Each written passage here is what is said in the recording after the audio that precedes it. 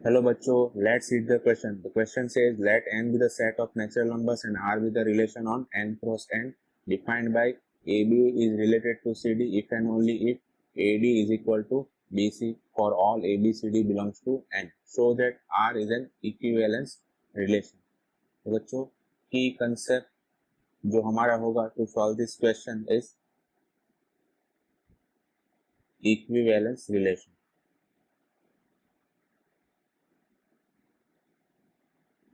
बच्चों किसी भी रिलेशन को इक्विवेलेंस रिलेशन प्रूव करने के लिए हमें तीन कंडीशन को सेटिस्फाई कराना पड़ता है। पहली कंडीशन, वो रिलेशन क्या होना चाहिए? रिफ्लेक्सिव होना चाहिए। सेकंड कंडीशन, वो रिलेशन सिमेट्रिक भी होना चाहिए। और थर्ड, वो रिलेशन ट्रांजिटिव भी होना चाहिए। तो वन बाय वन सारे रिलेशन को चेक करते हैं। सबसे पहले लिखते हैं कि हमारा ओरिजिनल रिलेशन क्या गिवन है। तो हमारे रिलेशन गिवन है A B is related to C D if and only if AD is equal to BC। तो ये रिलेशन कहना क्या चाहता है? एकदम अगर इजी वे में बताऊं आपको तो ये जो पास पास वाले दो नंबर हैं इन दोनों का मल्टीप्लीकेशन इज सेम एज ये जो दूर दूर वाले जो नंबर है। तो आप चेक करो AD, तो AD is equal to BC, तो BC ऐसा लिखा हुआ है। तो स्टार्ट करते हैं। सबसे पहले रिफ्लेक्सिव के लिए चेक करते हैं। तो रिलेशन रिफ्लेक्सिव कब होगा? तो रिलेशन रिफ्लेक्सिव शो करने के लिए हमें शो करना पड़ेगा to show A B is related to A B. अच्छा, A B is related to A B show करने के लिए हमें और क्या शो करना पड़ेगा? हमें शो करना पड़ेगा कि ये जो दूर दूर वाले नंबर हैं that is A B is same as इनका product A B is same as आसपास वाले का product that is B A. That mean हमने अगर ये शो कर दिया तो हमारा रिफ्लेक्सिव वाला पार्ट हो जाएगा। तो ये शो करने के लिए मैंने क्या आइडिया लगाया? मैंने ले लिए दो नेचुरल नंबर्स। तो let A B belongs to N. अगर A B belongs to N है तो दो नेचुरल नंबर का product that is A B same होता है बी ए के इक्वल। क्यों? क्योंकि नेचुरल नंबर्स में प्रोडक्ट में कॉम्बिनेटिव प्रॉपर्टी सेटिस्फाई होती है। तो A B is equal to B A. तो यही तो मुझे चाहिए था। तो मैं यहाँ से लिख सकता हूँ कि A B is related to A B, hence R is reflexive. Now second symmetric के लिए करते हैं। सिमेट्रिक के लिए चेक करेंगे। तो सिमेट्रिक के लिए चेक करने के लिए हमें क्या करना पड़ता है? तो if A B is related to C D है देन हमें शो करना पड़ेगा कि भाई C D is related to A B. Now C D is related to A B show करने के लिए हमें क्या शो करना पड़ेगा? हमें शो करना पड़ेगा कि दूर दूर वाले का product that is C D is same as पास पास वाले का product that is B A. तो इसे प्रूव करने की ट्राई करते हैं। तो इसके लिए क्या यूज करेंगे हम? तो हमें तो ऑलरेडी गिवन है ना कि A B related to C D. हमने मान लिया A B is related to C D, A B is related to C D. तो इसका मतलब क्या होता है कि भाई A B is equal to B C, A D is equal to B C. और हमें चाहिए किस फॉर्म में? इस फॉर्म में। तो इस फॉर्म में लाने की ट्राई करते हैं। तो थोड़ा सा मैनिपुलेशन करना पड़ेगा। तो सबसे पहले तो मैंने क्या किया, बी सी वाले टर्म को पहले लिख लिया और ए डी वाले टर्म को बाद में लिख लिया।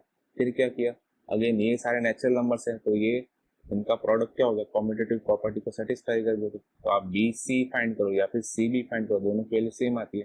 तो मैंने इसको सी बी लिख लिया, ए डी की जगह मैंने डी ए लिख दिया।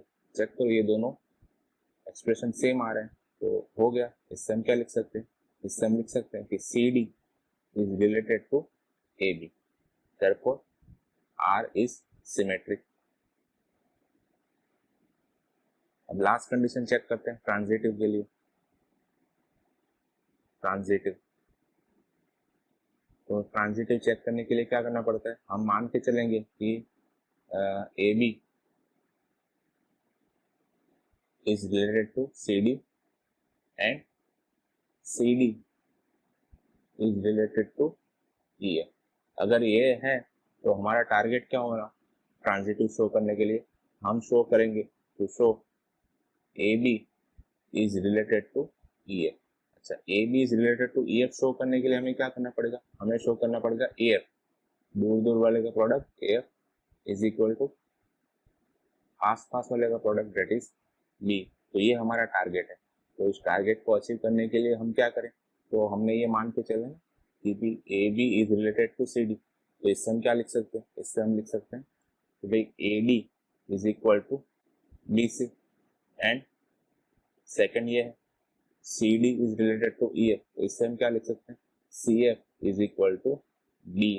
ठीक है, अब क्या करें, अब इन दोनों एक्सप्रेशन, ये एक्सप्रेशन नंबर 1 जो ये एक्सप्रेशन नंबर 2, इन दोनों को क्या करते हैं, मल्टीप्लाई करते हैं। 1 एंड 2 को मल्टीप्लाई करते हैं। और कैसे मल्टीप्लाई करेंगे, इसकी लेफ्ट हैंड साइड को इसकी लेफ्ट हैंड साइड के साथ और इसकी राइट हैंड साइड को इस वाले एक्सप्रेशन की राइट हैंड साइड के साथ। तो क्या हो जाएगा, A D will be multiplied by C F and B C will be multiplied by D. तो आप चेक करो कुछ कट हो रहा है क्या दोनों तरफ से। तो आप देखो यहाँ पर डी है और यहाँ पर भी डी है, यहाँ पर सी है और यहाँ पर भी सी है। तो क्या बचा मेरे पास, मेरे पास बचा A F is equal to B. Check करो A F is equal to B, यही तो हमारा टारगेट था। अगर ये हमने शो कर दिया इसका मतलब हमने ये वाला पार्ट शो कर दिया। और ये वाला पार्ट क्या कह रहा है, ये वाला पार्ट कह रहा है A B is related to E F, therefore R is transitive, R is transitive. तो हमने 3 बातें शो की, कौन कौन सी, कि हमने आर को रिफ्लेक्सिव भी शो किया, सिमेट्रिक भी शो किया और ट्रांजिटिव भी शो किया। तो लास्ट टाइम हम लिख सकते हैं since R is reflexive, symmetric and transitive, thus R is an equivalence relation. I hope you understood it well. Best of luck.